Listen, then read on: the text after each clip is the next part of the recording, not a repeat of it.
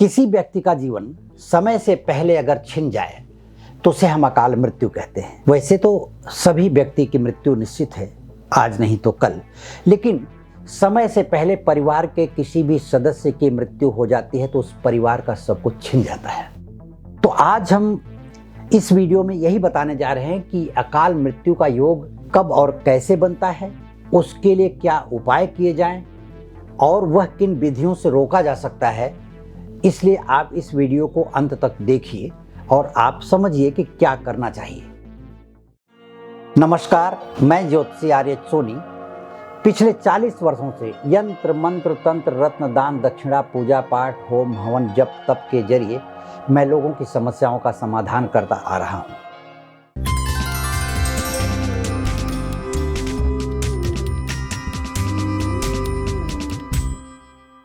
अकाल मृत्यु एक ऐसा संयोग है जो किसी भी व्यक्ति की कुंडली में मौजूद हो सकता है और इस योग के जन्म कुंडली में मौजूद होने के कारण उसकी मृत्यु अप्रत्याशित तरीके से दुर्भाग्यपूर्ण रूप से होती है, जिसके बारे में कभी सोचा नहीं गया है और इसी को हम अकाल मृत्यु का नाम देते हैं।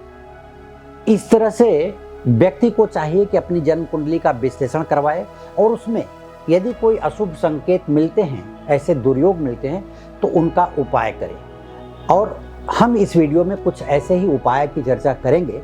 उससे पहले हम जानेंगे कि ये योग किन कारणों से होता है, कौन से ग्रहों की वजह से ऐसे योग बनते हैं। अकाल मृत्यु जब भी किसी के साथ घटती है, उसके जो कारक ग्रह होते हैं, अकाल मृत्यु के दुर्घटना के कारक जो ग्रह होते हैं, उसमें सूर्य होता है, चंद्रमा भी होता है, मंगल भी होता है, शनि होता है, राहु होता है, केतु होता है। कभी कभी गुरु भी दुर्घटना का कारक बनता है, लेकिन वह किसी पाप ग्रह के प्रभाव में आ जाए तो सबसे पहले मैं बताऊंगा सूर्य व्यक्ति के आत्मविश्वास का कारक होता है, साहस का कारक होता है। सूर्य अंदर एक प्रतिभा भरता है। तो ऐसे समय में सूर्य की अनुकूलता के बजाय अगर सूर्य आपकी जन्म कुंडली में प्रतिकूल है या मार्केश होकर के बैठा है, तो आपको कहीं न कहीं ऐसी जगह दुर्घटना करवाएगा अप्रत्याशित रूप से कि आप ओवर कॉन्फिडेंस में आकर के वाहन लड़ा देंगे, या आपके साथ कोई वाहन लड़ जाएगा, या आप किसी जगह टकरा सकते हैं लड़ाई झगड़े में, या किसी भी तरह से आपकी मौत हो सकती है। अकाल। इसके बाद आती है बात चंद्रमा की। तो चंद्रमा के बारे में कहा गया है चंद्रमा मन का कारक होता है और मन आदमी का हमेशा एक जगह नहीं रहता, स्थिर नहीं रहता। तो जब चंद्रमा खराब हो, चंद्रमा जन्म कुंडली में नीच का हो, या शनि के साथ बैठा हो, या किसी और ग्रह के साथ, राहु के साथ बैठ जाए, केतु के साथ बैठ जाए, तो एक ग्रहण योग बनाता है। ऐसे समय में मन भटकता है। अब देखिए, आपने सुना होगा कि वह व्यक्ति जल में कूद कर उसने आत्महत्या कर ली। तो वह व्यक्ति जल में तैरने गया था, किसी जगह तैरने गया था और वहां उसकी डूब कर मृत्यु हो गई। ऐसे व्यक्तियों का चंद्रमा खराब होता है, तब वो चंद्रमा पानी की तरफ खींचता है। चंद्रमा पानी का कारक है, वो उस तरफ खींच करके ले जाता है और वहाँ अकाल मृत्यु करवाता है। ऐसे आदमियों को पानी से बचना चाहिए या इस तरह से बचाव करना चाहिए। ये अशुभ संकेत आपकी जन्म कुंडली में मिलते हैं। उसके बाद आती है बात मंगल की। मंगल सीधी दुर्घटना करवाता है, हाथ पैर तुड़वा देता है कहीं भी। अब देखिए, यहाँ पर ऐसी बात आती है कि जैसे किसी से वाद विवाद में कोई आदमी, आपने सुना होगा कि वो छुड़ाने गया और लोगों ने मिलकर के उसी को मार दिया और उसकी मृत्यु हो गई।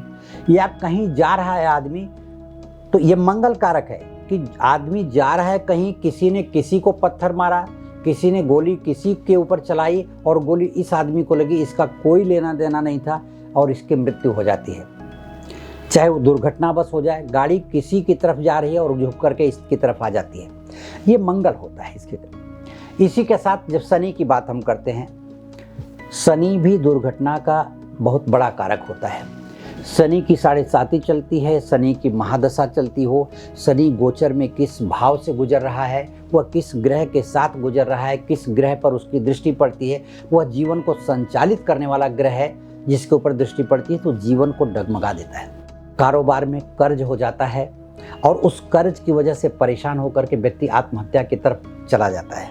आत्महत्या ही नहीं, वो परिवार के साथ अपनी आत्महत्या करने का विचार करने लगता है और कर भी लेते हैं। ऐसे लोगों का शनि खराब होता है। शनि की राह पर चलते हुए राहु भी अपना काम दिखाता है।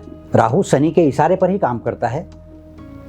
तो राहु में भी एक खासियत है कि आदमी अत्यधिक नशे के कारण दुर्घटना का शिकार हो जाता है, क्योंकि राहु नशा का कारक है, राहु दिखावे का कारक है। कभी कभी आप देखिए आदमी दिखावे के कारण बहुत सा कर्ज ले लेता है और वह कर्ज नहीं पूरा कर पाने के कारण वह आत्महत्या करने पर मजबूर हो जाता है, या कहीं ऐसी जगह अपने आप को ले जाकर ख़त्म कर देता है जहां कभी किसी का पता नहीं चलता। उसी तरह से केतु की बात आती है। केतु जब खराब हो, किसी की संतान की अकाल मौत होती है, तो ये समझ लेना चाहिए कि उस व्यक्ति का केतु खराब है। अब जैसे मैं एक छोटी सी कहानी बताता हूँ, शास्त्रों में कहीं पढ़ा है मैंने कि किसी के 3 बच्चे थे।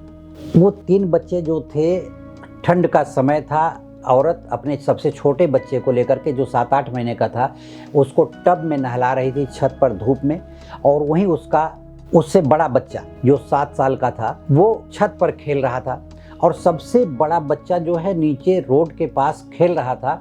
उसी समय एक गाड़ी आई और एक कुत्ता रोड पर दौड़ता हुआ गया, लेकिन गाड़ी के डर से कुत्ता भाग करके इस बच्चे की तरफ आया जो बड़ा लड़का इसका खेल रहा था, और ये बच्चा भाग करके रोड की तरफ दौड़ा और वो गाड़ी के नीचे आ गया बच्चा, जिससे उसकी मौत हो गई। और ये घटना जो शोर में बदले इसे देख करके, तो ऊपर से जो छोटा बच्चा था वो झांक रहा था और झांकते हुए वो गिर गया, और उसको गिरता देख करके माँ जो थी, जो छोटे बच्चे को नहला रही थी, वो टब में ही बच्चे को छोड़कर उसको देखने दौड़ी और झट से नीचे आई, और इतने में ये बच्चा भी खत्म हो चुका था। बड़ा बच्चा तो गाड़ी के नीचे आकर के मर चुका, और तीसरा बच्चा जो छोटा था वो पानी में डूब करके, टब में डूब करके उसकी अकाल मौत हो गई। अभी अभी 10 सेकंड पहले, 20 सेकंड पहले, 1 मिनट पहले 3 बच्चे की माँ थी, और अब एक भी बच्चे नहीं है। इस तरह से ग्रहों के प्रभाव जब जीवन में घटते हैं तो कभी किसी को छोड़ते नहीं, ये अपना प्रभाव दिखाते ही दिखाते हैं। इसलिए मैं ये चाहता हूं कि आप सभी लोग अपनी जन्म कुंडली का विश्लेषण समय समय पर करवा करके इस तरह के दुर्योगों से बचते रहें। अब इसमें हम आगे आपको कुछ उपाय की बात करेंगे। देखिए, वैसे तो किसी को भी कोई भी उपाय करने से पहले जन्म पत्रिका का ज्योतिषीय विश्लेषण करवा लेना जरूरी है, क्योंकि पता नहीं कौन सा ग्रह खराब है और किस ग्रह के कारण क्या घटना घट सकती है। अब मैं आपको आगे उपाय की बात करता हूं। सबसे पहले व्यक्ति को चाहिए कि भगवान शिव का महामृत्युंजय जप करे। महामृत्युंजय जप ये कहा गया है कि अकाल मृत्यु को हरता है।